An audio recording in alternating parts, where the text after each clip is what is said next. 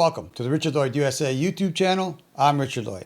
Today I'm featuring this router. This is a Netgear R8000, pretty big router there, wild antennas. And what I'm going to show you how to do in this video is how to unbrick, recover, restore, fix a boot loop, remove third-party firmware, or revert it back to stock. Now that may sound like a lot, but it's the same procedure to do all those things.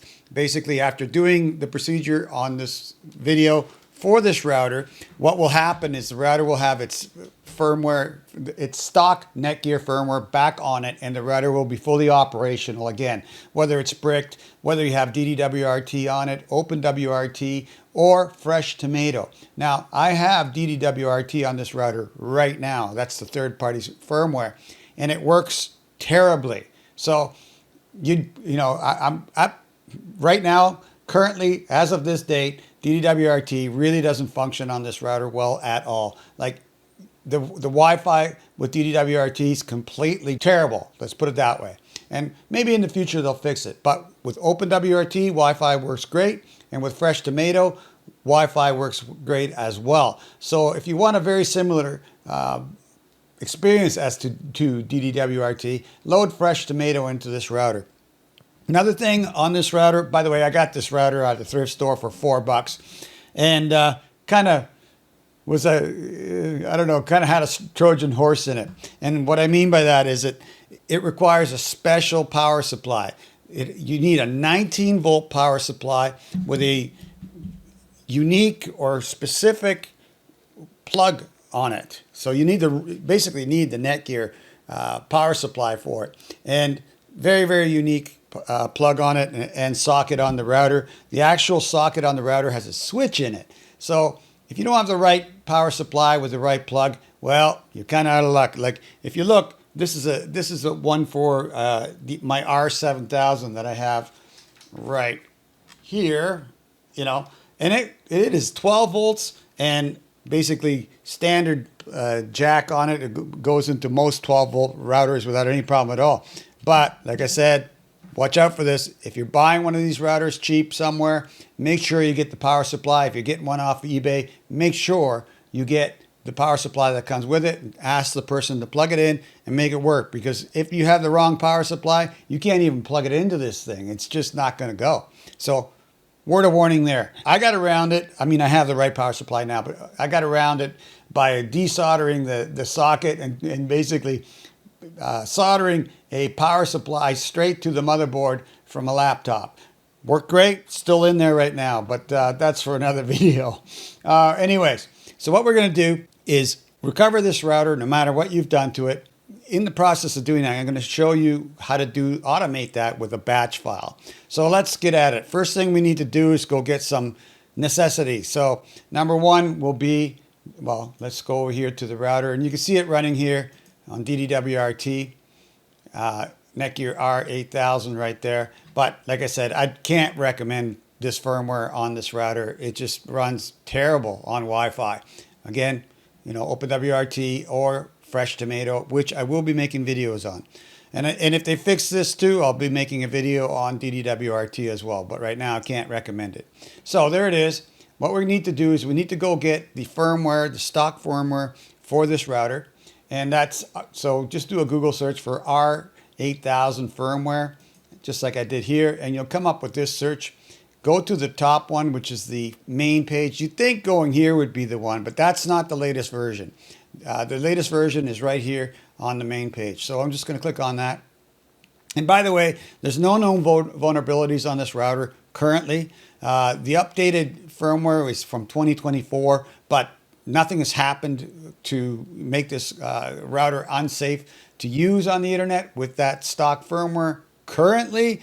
But Netgear also said we're not upgrading that again. So if it does become compromised, Netgear is just going to say, buy another one. We're done with that one. Right? So that's why I use third-party firmware, because whenever something like that is, found out, they fix it right away. And it's endless support, and it's free. So that's why I use third-party. But if you want to use the stock firmware, perfectly fine currently. So go to that page. We're going to scroll down here to the firmware, which it says the latest right there, and it is from 2024. I'm going to click on download. I'm going to put it on my downloads directory, and I'm going to create a new folder. I'll just call it R8000. Just keep it simple. There we go. And then just download that file. It's a zip file. It's got to be uncompressed, but we got a few other things to do. So here we're going to hit save. There we go. Now that's the firmware. We need a tool to put this firmware into the router, regardless of what happens to your router. It could be in a boot loop, right? Or it could be, like I said, bricked.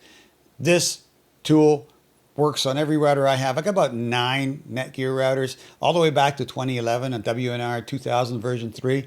This procedure I'm showing you right now works on all of them. So if you have something other than this one, try this procedure. Now, of course, you're going to have to use the firmware, the correct firmware for your router, but right now we're dealing with the R8000. So do another search for nmrpflash, okay? And you'll see it here, JC Leonard, Leonard, nmrpflash, and it's the GitHub link. So just click on that.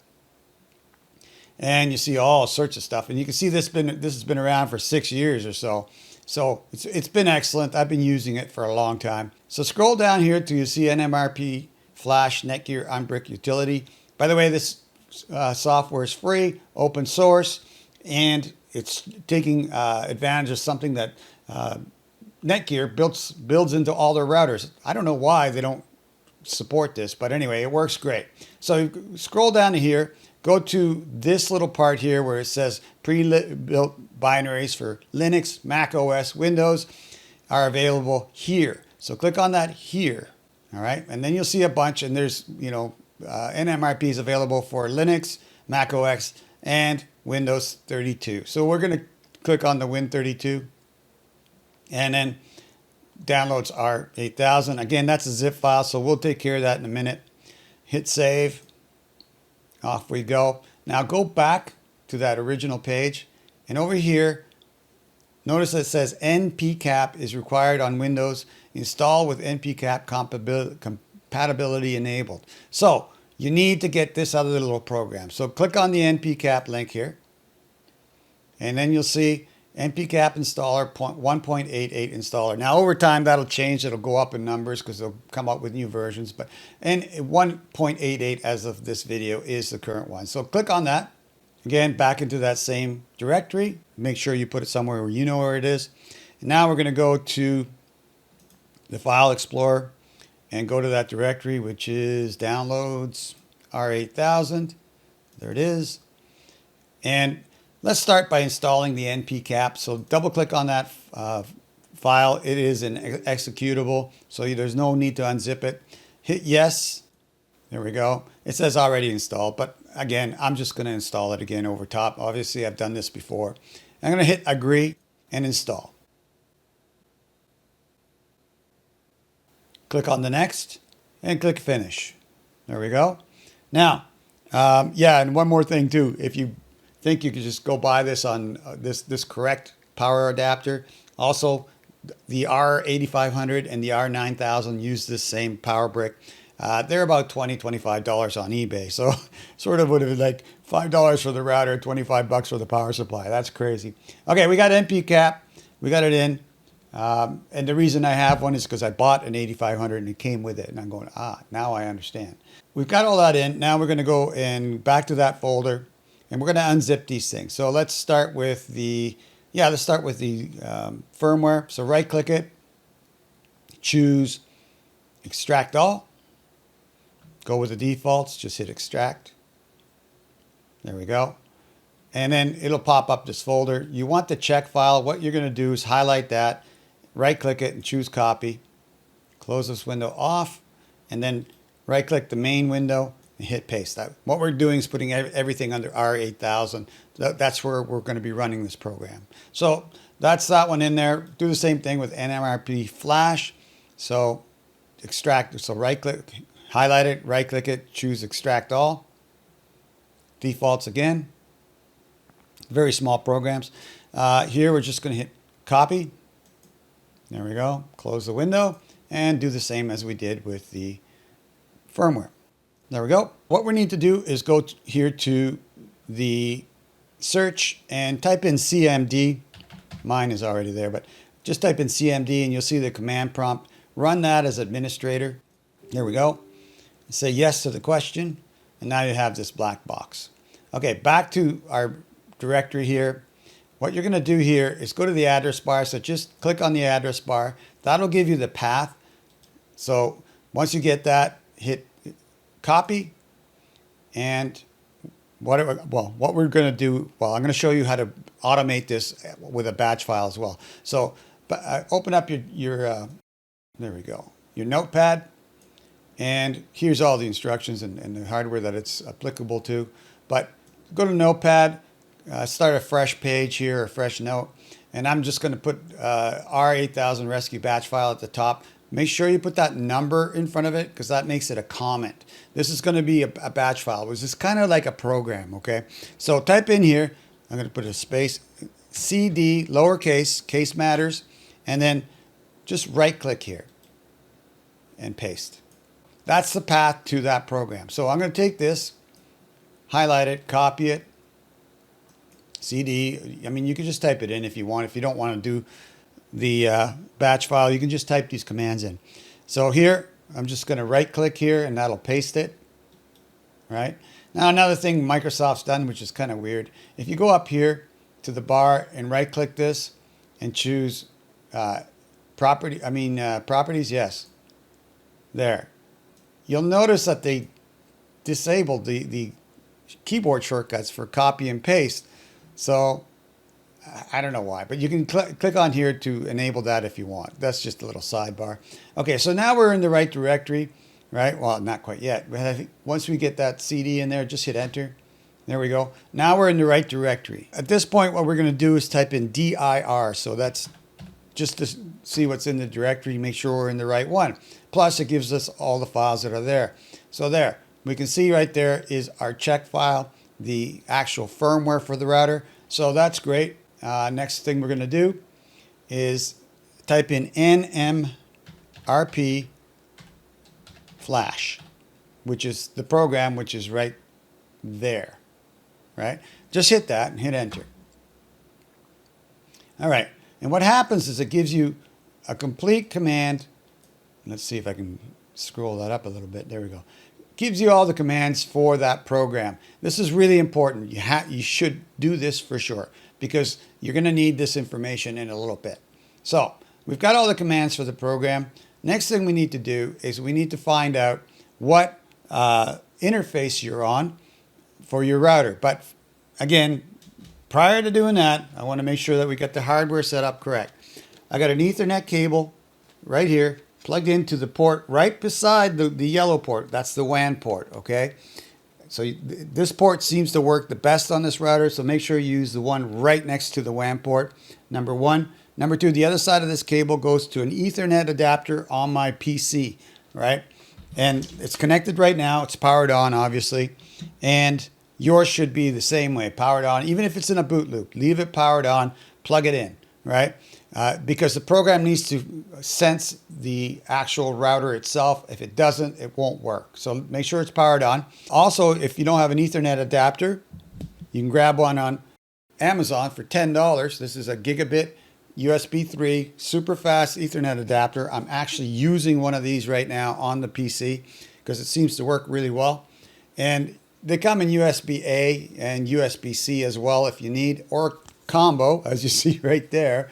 And again, in the video description below, I'll put links for that. And those are affiliate links. They help me out. So if you're going to go buy them, go buy them through those links. It doesn't cost any more than going directly to Amazon. So do me a favor and do that as well. Now we've got that connected correctly, powered on, both sides connected.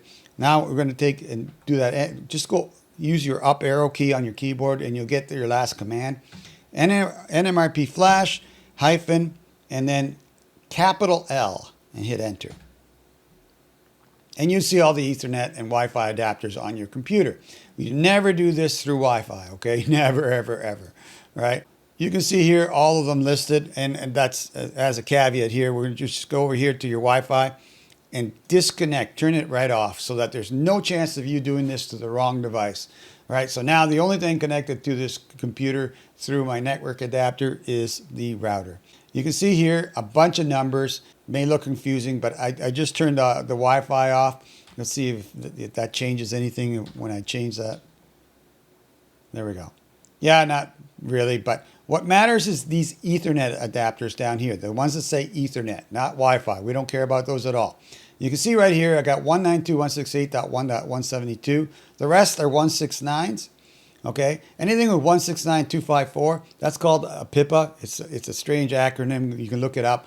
But what it is, it's just a placeholder IP address. It really means it's not connected to anything. It's just something Windows does. It gives it an IP address regardless. So if you see 169.254, that's an inactive IP address. So since we don't want those, where we have it right here, ETH22. So that's the one we want. The one that is active, 192.168.1.172. So what are we going to do with that? Well, we go back up here and we notice that when we did that nmrpflash, that initial one, it gave us a kind of a sample script. So highlight that, right click it, come back down here, right click again, and it'll paste it in here, right? We need to change this a little bit.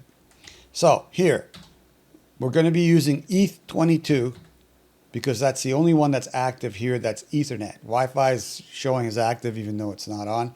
But, I mean, you know, whatever. It doesn't matter. Ethernet's what matters. There we go, Ethernet 22. Now, the firmware bin needs to be changed to the above file. That's what we did, why we did the directory in the first place. One of the reasons, anyway. Right here, the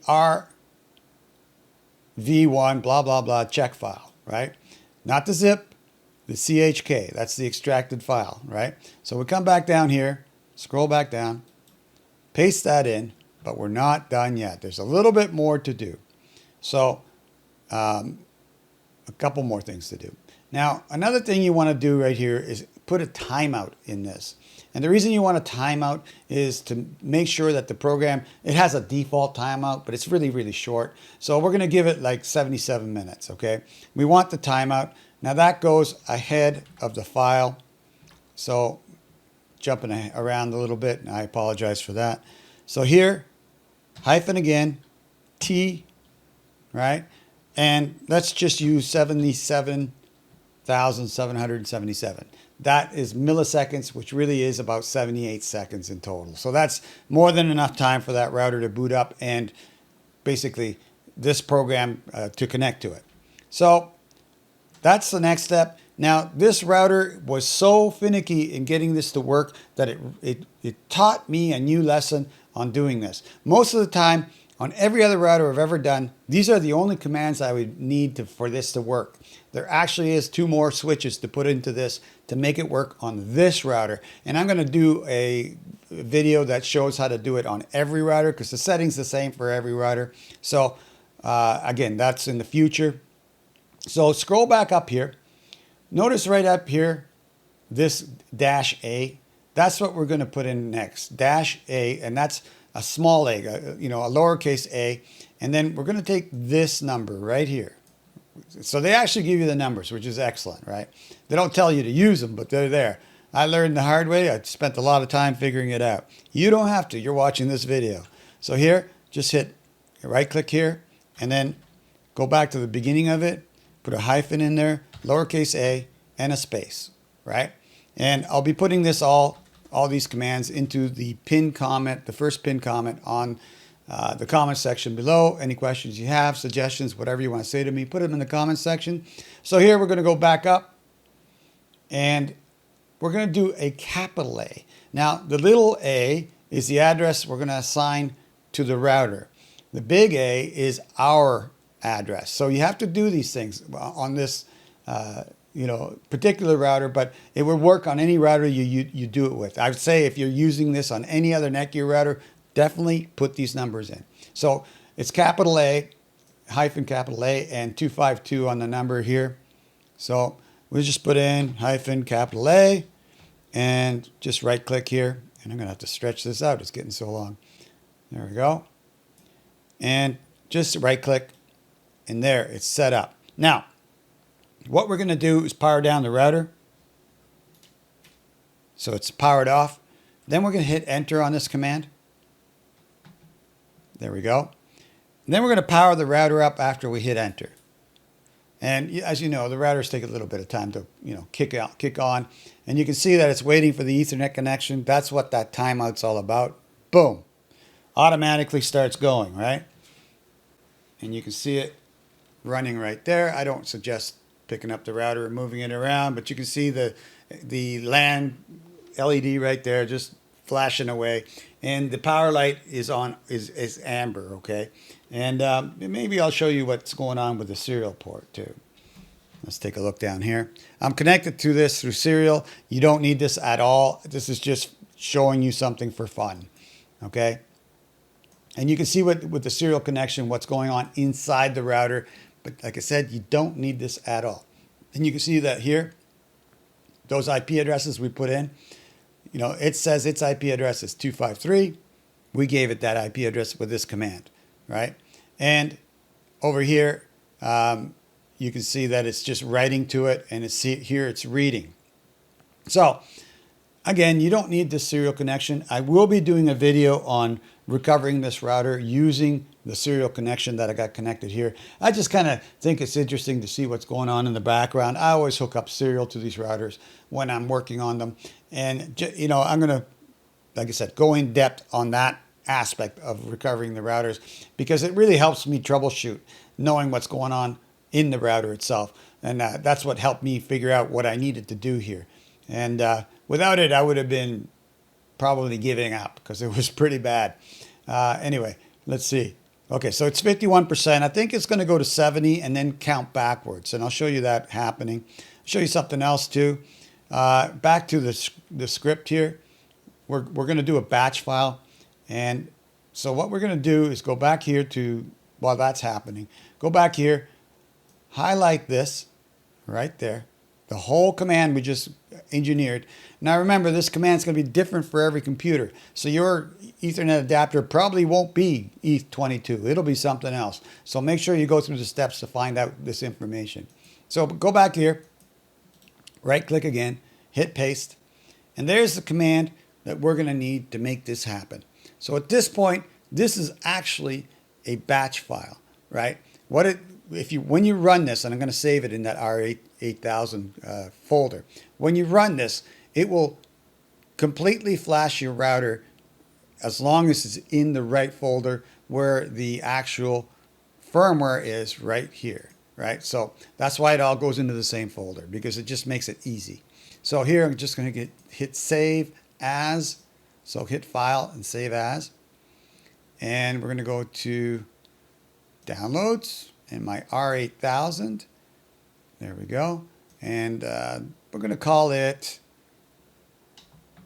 Rescue R8000.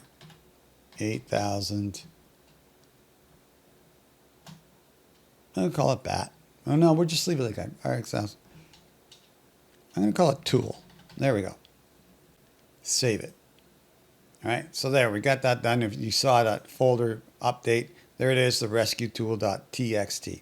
Now, we've got it there. The thing you need to do to make that work is right-click it, rename it, change the text to BAT, BAT, as in the flying bat, BAT. And then say yes to the question. Now it's a batch file, and I'll show you how to run it in a minute. Back to here, you can see that it's done its update. It's going through, right? It's saying keep alive. Well, what's that all about? Well, what it's doing is it's currently writing. You can see here on the serial. Again, you don't need this part. You don't need PuTTY. You don't need serial. This just happens in the background. Just want to show you what's going on inside the router. It's writing that file slowly to the memory or to the non-volatile RAM on that router, right? So we'll just leave it there. Let that go. And I think, there we go. It's done right there. See that? So we're done. It's done. Over here, we can close this window because we're not using the command anymore. Here you just power down the router and reboot it. But prior to that, me doing that, I want to show you its state. And what really matters is, first of all, Ethernet, the LAN port light is just solid white, and the power light is flashing amber on and off, like that. That's how you know you're done. Here, just grab the power button here, power it off, power it back on, and we'll wait for that to boot. And you can see the boot process happening here on my serial connection. Again, just to reiterate, because I've done this before in the past and people go, oh, how do I get that? It's like, I'll show you another video where I'll show you how to hook up that serial connection, what you need to hook that serial connection to this router in the future.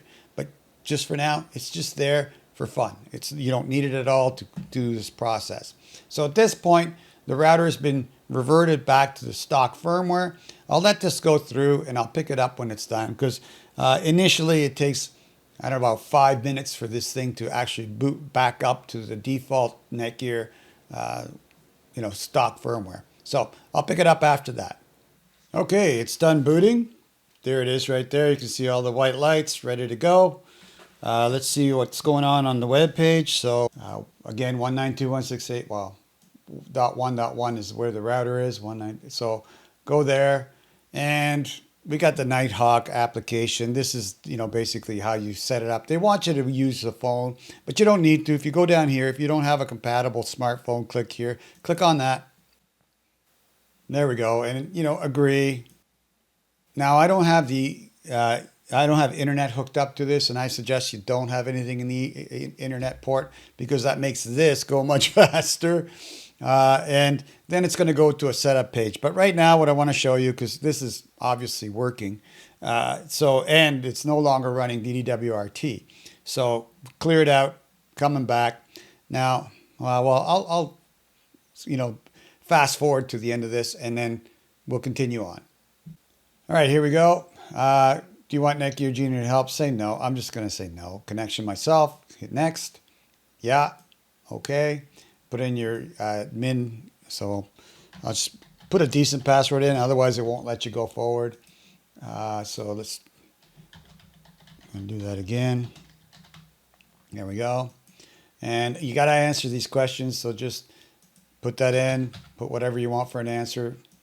Again, doesn't matter, because I'm going to be putting the third-party firmware in here in about 10 minutes after this video is over. So here we're going to go next, and I will be showing you how to do that too in the next video. So here, go next. And that takes a little bit.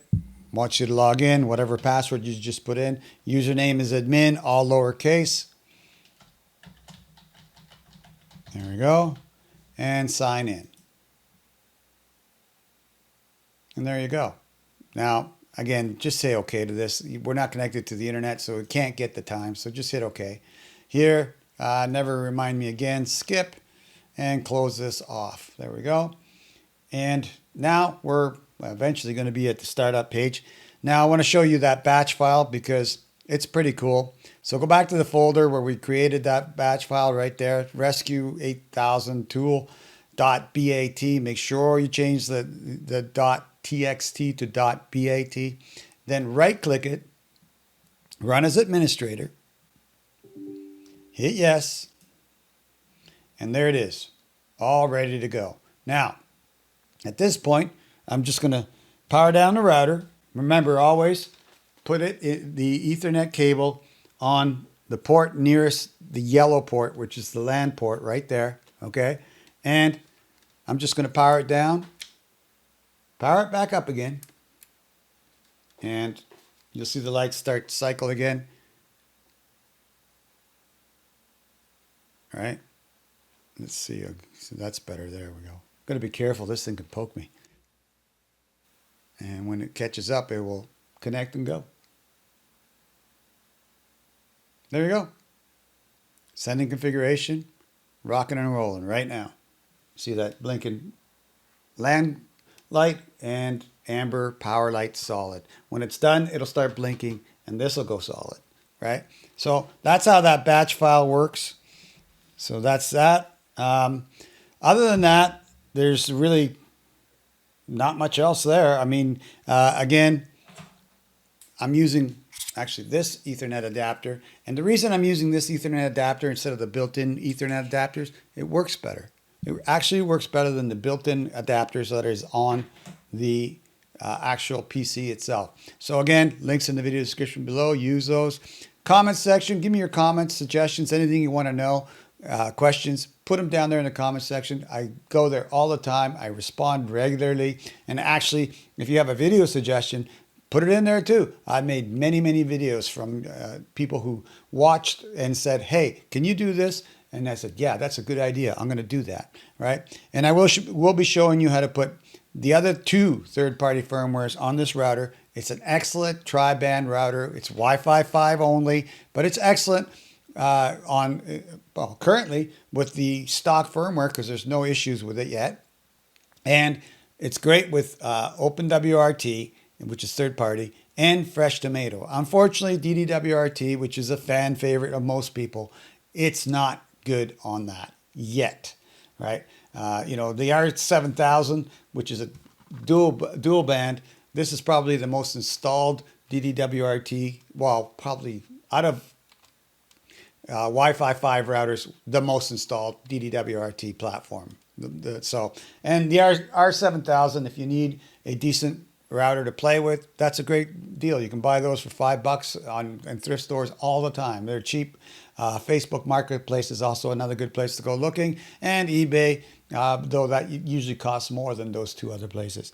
Like I said, I got this one for $4, and if you're buying an R8000, again, caution you very strongly, make sure you get the power supply for it, because otherwise you're going to be up the creek. Unless you know how to solder and you have a laptop power pack around, because it's 19 volts, not 12 volts, okay? So there we are, 70%. It's just going to go through. When it gets to 70, it starts counting down. So you can see that's working, all right? That's it. I'm done. That's it for this video. Hopefully that helped you out. Hopefully that rescued your router. If this, again, this works, this same procedure works on every router I have. I have 9 or 10 of them that are Netgear. They all work. Back to the oldest one, which is 2011. It's 11 years old. So whatever that is, like 2012, something like that. 11. Yeah, no, actually I was right. It is a 2011 router. So way back. So if you have a problem with a Netgear router, try this solution. I will be making a general solution for all routers that are Netgear because that little trick with the IP addresses at the end, that's new to me and it works great. Without that, this would not work on this router. So I'm going to do it on all routers from now on. So stay tuned for that. So if you like this content, do me a huge favor. Give me a like, give me a thumbs up. That tells YouTube, hey, suggest this to other people. And that helps me out a lot, helps the channel out, and also helps somebody else see this great content if they need it. It will I'm all about rescuing these routers. This router is a great router. It's very solid, very fast, and it doesn't need to go into a dumpster. It can be used again. And it's fun to use as well.